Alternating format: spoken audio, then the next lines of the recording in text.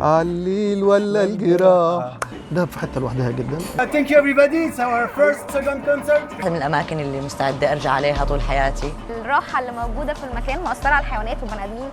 ايه كمية الشهادات اللي على الحيطة دي؟ ما فهمتش منهم حاجة. الغطس. أول ما بتوصل دهب بتحس بالراحة النفسية، علشان كده ناس كتير سابت حياتها وبلادها وجم عاشوا في دهب.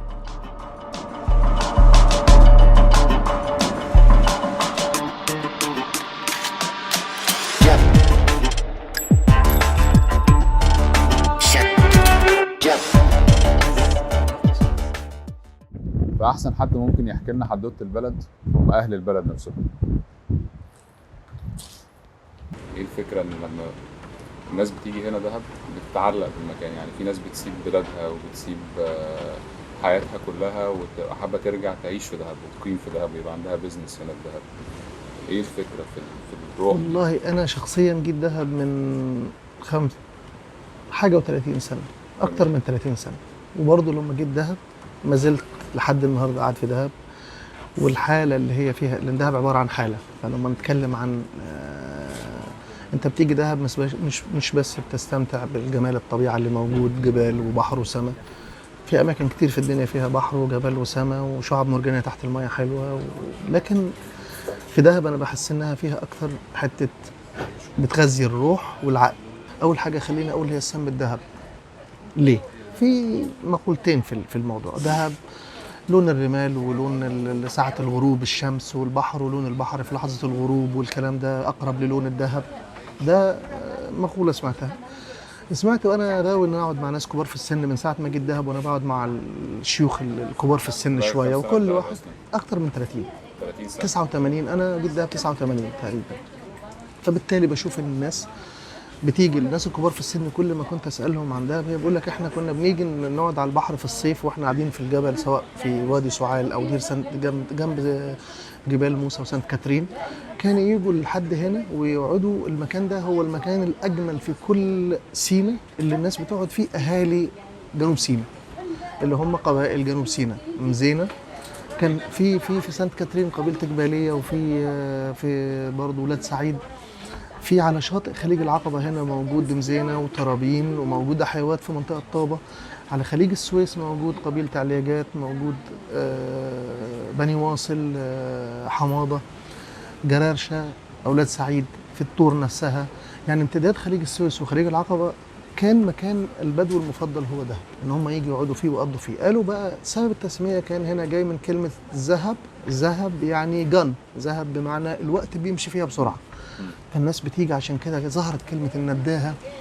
ودهب دي حاجة انت بتيجي في، يعني بتطلب، انت بترجع للدهب. هو كل الناس قالوا الوقت في دهب بيجري بسرعة. مقولة برضو كانوا بيقولوا ان في دهب النوم قليل، من النوم في دهب بيكفي. في اماكن كتيرة في العالم تنام ساعتين 3 4 5 6 ساعات وانت تحس ان جسمك مش مكتفي بالنوم. قولي لي أول مرة جيتي فيها دهب. أول مرة جيت فيها على دهب كان يمكن أحلى إشي صار معي بالحياة، لأنه كان إشي هيك جديد. في إشي اسمه هيك كل الناس بتعرفه، السحر تبع دهب. وانسحرت من أول مرة. يعني جيت فيها علشان إجازة، وكنت كثير قريبة من الأردن، فقلت يلا بنجرب نيجي على دهب، والناس عم تحكي لي دهب دهب دهب. وأول ما وصلتها كنت حاسة إنه في إشي غريب، بس ما كنتش لساتني ماخذة على الجو. وصلت المساء ثاني يوم الصبح كان إشي مش طبيعي. يعني طلع الصبح على الممشى والناس، البحر، amazing. يعني كل مرة بتيجي على دهب ما بتزهق. يعني واحدة من الأماكن اللي مستعدة أرجع عليها طول حياتي. الحلو فيها إنها إلها جو معين ومش عم بيتغير. الأخلاق هنا كمان مختلفة، أو البيهيفير بتاع التعامل ما بين الناس وبعضيها مختلف. ناس بسيطة، أهل البلد المواطنين الأصليين بسطاء، واللي جه عليهم تأثر برضو بنفس البساطة. ده ليه علاقة باختلاط الثقافات؟ لأن في ناس هنا من كل طبعا. أنا اتولدت في سينا، اتولدت جنب بيتنا. كان في بعد الفصل، بعد العودة بنسميها الفصل، على 3 مراحل الانسحاب الإسرائيلي من سينا، تواجد معنا قوات متحدة من جنسيات بنات وولاد، من سويديين وكل الجنسيات، اسكندنافيين وأوروبيين. ده MFO Multinational Forces of Service، كان منظمة بتأجرها الأمم المتحدة عشان مراقبة تطبيق الاتفاقية في سينا. من مراحل ألف وب وجيم، كل مرحلة فيها نسب جيش، سلاح، مسموح لك به هنا، مش مسموح لك به هنا. كنا مولودين في بيوتنا، فتحنا عينينا على الناس دي، فتحنا عينينا شفنا ان في عدد من الجنسيات، في شعر اصفر وفي الوان، في ناس من فيجي وفي ناس من السويد وفي ناس سوداء وفي ناس بيضاء وفي ناس تشكيله اديان مختلفه بثقافات مختلفه بالوان مختلفه.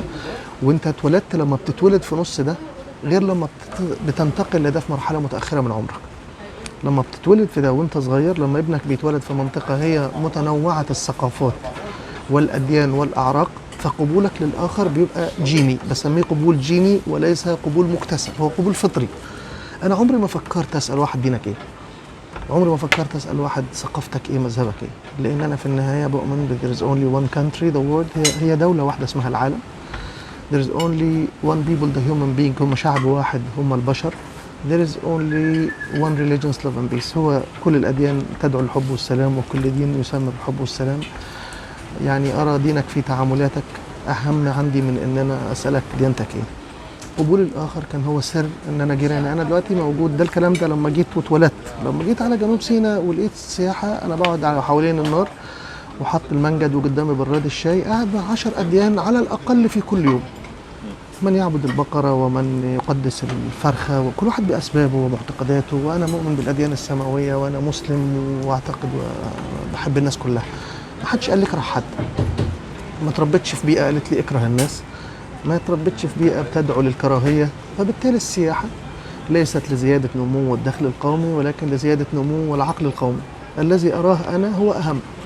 وبالتالي التركيز عليها يجب ان يكون له مردود فكري وثقافي اكثر من مردود. يعني مثلا الدول الغنيه جدا، دول البترودولار ودول البتروليه ودول ليه نلاقيها النهارده بتفتح شعوبها، بتنفتح على السياحة وبتدعو للسياحة وبتهتم بيها كمورد. أنا مؤمن بأن برضو جزء من اهتماماتهم المورد الثقافي، إنهم يخلوا قبولهم وشعوبهم تقلل فيها الإرهاب ويقلل فيها التطرف، لأنهم هيكونوا حاسين إن في ناس، ما هي الناس حلوة.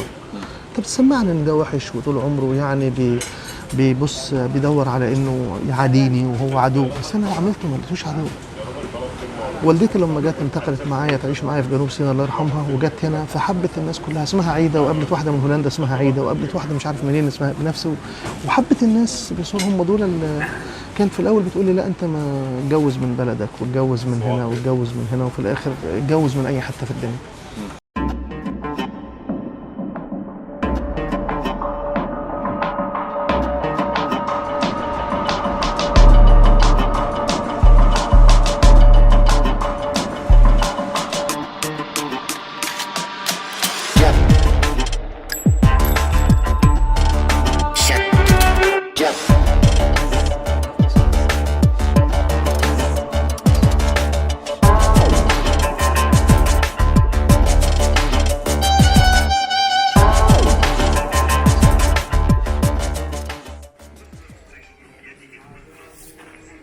صباح الفل يا شيف.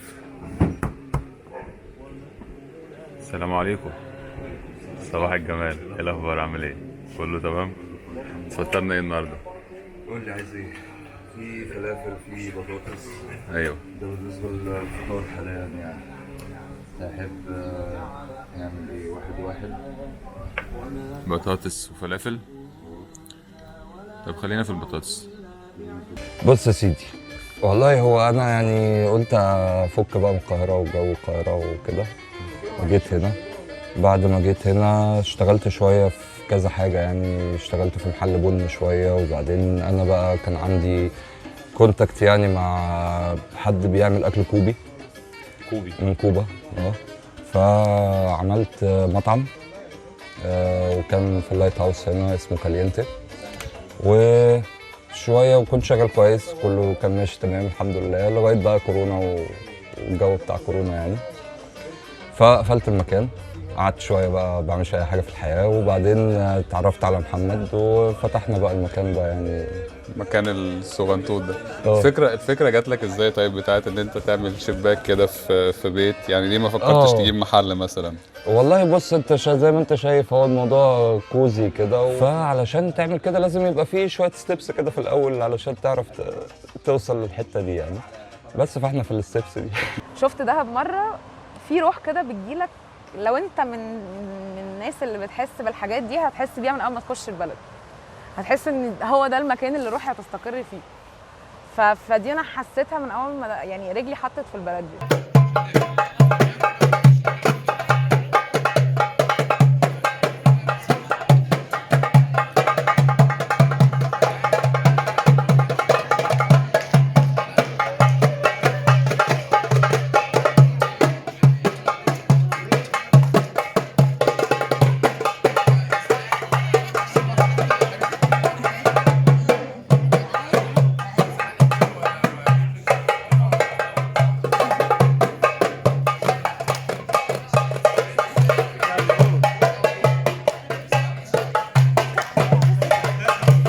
والله عمل صوت.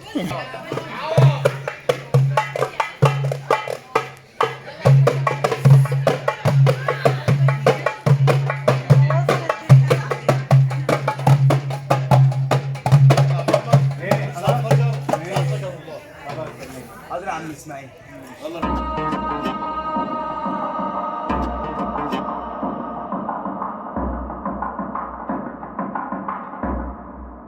حبيبي واحلى تحيه للشباب والموجودين وعم هادي وابو حميد والشله واللي بحضر الشباب التري وطبعا الصوت